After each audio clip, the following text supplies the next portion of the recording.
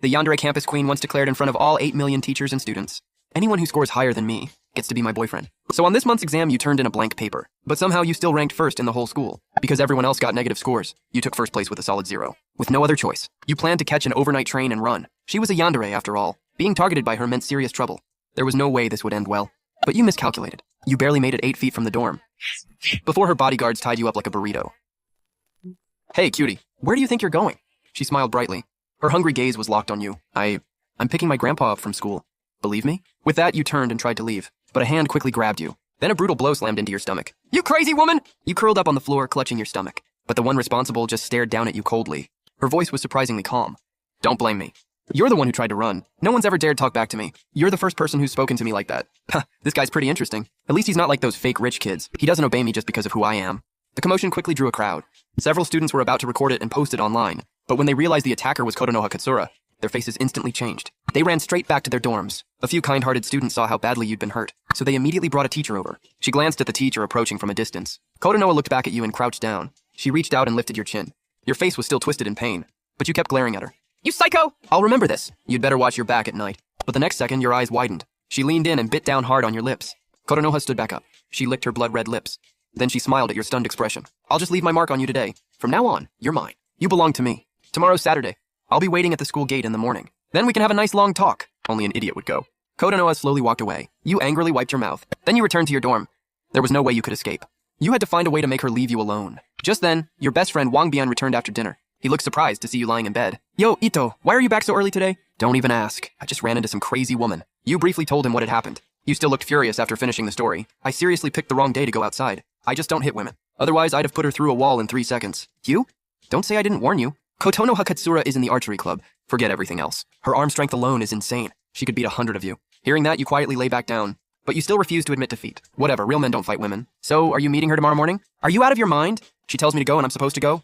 What would that make me? Anyone else can go if they want. But I'm definitely not going. The next morning, it was finally the weekend. Many students had gone home for the break, so there weren't many people left on campus. At 9 in the morning, a beautiful figure stood outside the school gate. Her expression was ice cold.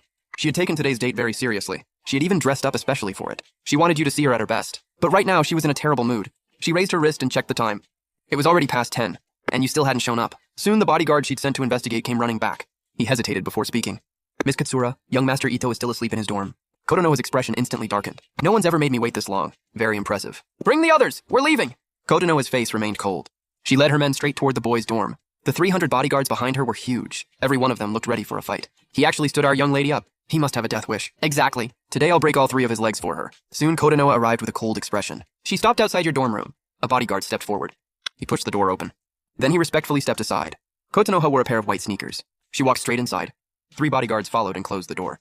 Inside, Wang Bian had been forcibly awakened. Terrified, he had been thrown into a corner. His arms and legs were tied with rope, and duct tape covered his mouth. Kotonoha walked over to your bed.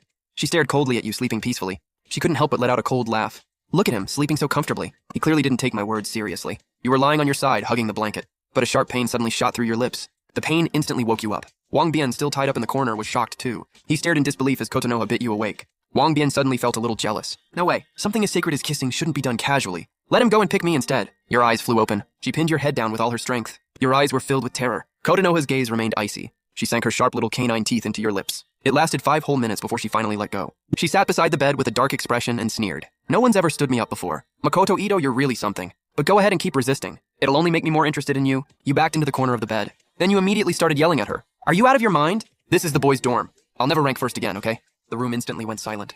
Kotonoha's expression grew even colder. Her face looked covered in frost. Are you saying I'm not as good as you? You saw the cold look in her eyes. Curled up in the corner, you suddenly felt nervous. You didn't dare admit it. But you didn't dare argue either. Who knew ranking first could cause this much trouble? I should have made a different bet with Wang. Now I've dragged myself into this mess. Kotonoha stood up and clapped her hands. Then she gave a cold order. 5 minutes. I want to see him downstairs. With that, she turned around. She opened the door and left the dorm. A red Maybach was parked outside the building. The back seat was decorated luxuriously. Kotonoha sat with her long legs crossed. She raised her wrist and checked the time. 1 minute left. The next second, the car door opened. Fully dressed, you were tossed into the car. Your head landed right beside her feet. Kotonoha looked down at you. Then she placed her foot on your head.